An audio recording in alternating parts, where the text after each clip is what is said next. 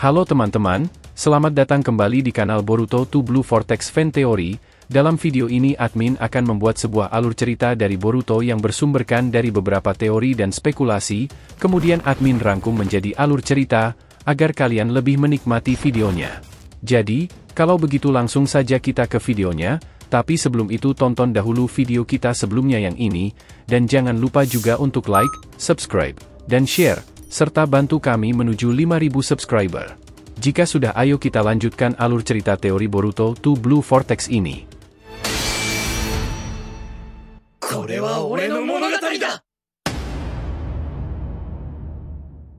Peringatan, ini adalah hanya fan teori, dan jadikan sebagai video hiburan di waktu senggang. Boruto episode 296 bagian ke-50, Momoshiki muncul. Adegan berpindah kembali ke medan pertempuran di mana Boruto dan kawan-kawan berhadapan dengan Hidari. Setelah Boruto berhasil mengenai titik cakra vital di tubuh Hidari, mengganggu kemampuannya untuk meregenerasi diri, Hidari terlihat kesal dan frustasi.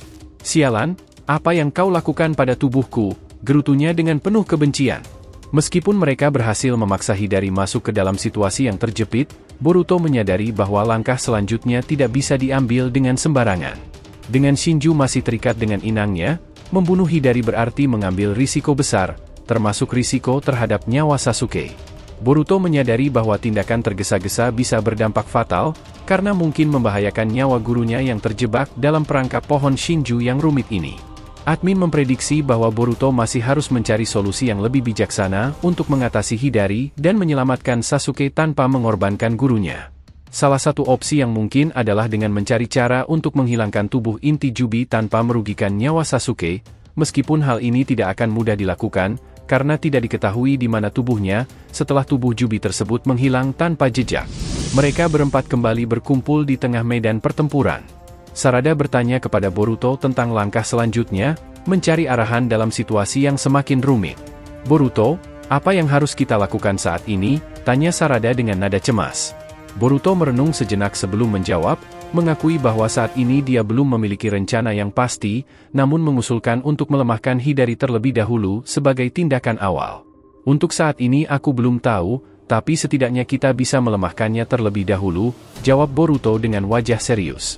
Ketika Mitsuki menanyakan kemungkinan penggunaan segel untuk menahan Hidari, Boruto dengan jujur menjawab bahwa tidak ada opsi seperti itu yang tersedia saat ini. Sepertinya saat ini dia tidak bisa memulihkan dirinya. "Apakah ada segel yang bisa menahannya lebih lanjut sebelum dia kembali memulihkan tubuhnya?" tanya Mitsuki, mencoba mencari solusi dalam keadaan genting ini. Boruto menggelengkan kepala sebagai tanggapan. "Untuk saat ini tidak ada, tetapi kita harus bersiap jika dia kembali meledakkan energi Jubi atau memanggil rekan lainnya.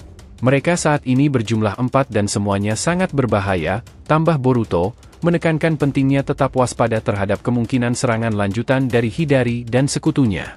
Sumire kemudian berkata, "Apa cara melenyapkan mereka hanya Otsutsuki saja yang tahu." Admin memprediksi jika Otsutsuki sajalah yang memiliki cara untuk melenyapkan Shinju, dan kalian tahu siapakah Otsutsuki yang bisa memberikan jawaban mengenai masalah ini. Ya, benar sekali, dia adalah Momoshiki Otsutsuki, Otsutsuki yang jiwanya saat ini berada dalam diri Boruto. Momoshiki Otsutsuki yang memiliki sifat sombong, bahkan menurut admin Momoshiki kalah karena dirinya terlalu sombong atas kekuatannya. Meskipun meyakini dirinya superior dibandingkan dengan semua orang, Momoshiki sebenarnya tidak benar-benar tidak mampu menerima kekalahan, karena setelah kematiannya, rohnya masih menghantui Boruto dan memberinya petunjuk mengenai masa depannya, tanpa menunjukkan kemarahan atau kebencian secara terang-terangan. Dia bahkan terus berusaha berbicara dengannya dan berpura-pura marah ketika Boruto tidak menikmati kehadirannya. Selain itu, saat mengendalikan Boruto, ia tidak menargetkan teman-teman Boruto atau bahkan Naruto yang membunuhnya, meskipun memiliki kesempatan yang mudah untuk melakukannya. Dia baru mencoba melukai mereka ketika mereka benar-benar mencoba menghentikannya selama pertarungannya dengan Kawaki.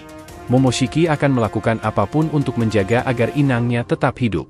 Dia tidak terganggu ketika kehilangan kemampuan untuk bangkit kembali ke dalam tubuh Boruto, malah ia tertawa mengolok-olok Boruto dengan pikiran bahwa anak itu akan kehilangan segalanya. Ketika Kawaki mengambil tempat Boruto dalam teknik Omnipotent Ida, Momoshiki menjadi lebih terbuka dengan memberikan informasi untuk membantu kelangsungan hidup inangnya, dan menjadi semakin frustasi ketika Boruto menolak untuk terjerumus dalam keputusasaan, menolak memberinya kesempatan untuk menguasai tubuhnya. Saat ini, permasalahan utama yang dihadapi adalah bahwa komunikasi hanya bisa dimulai oleh Momoshiki. Jika Momoshiki tidak mengambil langkah awal, Boruto tidak memiliki kemampuan untuk memulainya sendiri. Akibatnya, jika Momoshiki tidak memberikan petunjuk atau informasi yang diperlukan, kemungkinan besar cara untuk mengatasi Shinju akan tetap menjadi misteri bagi mereka.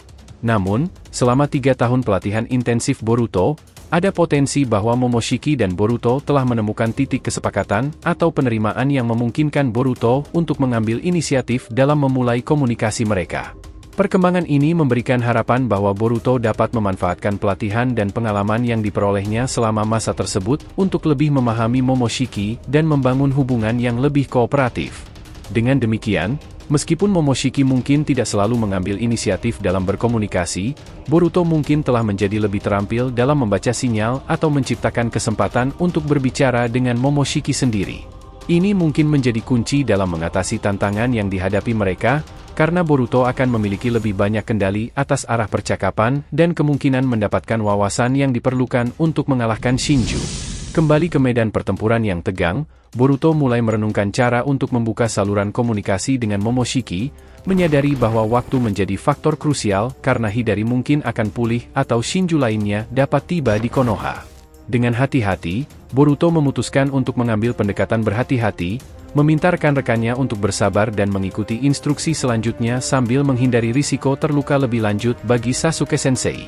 Sarada, Mitsuki, dan Sumire menyetujui dengan diam, menunjukkan kesiapan mereka untuk mendukung Boruto dalam upaya penyelamatan mereka.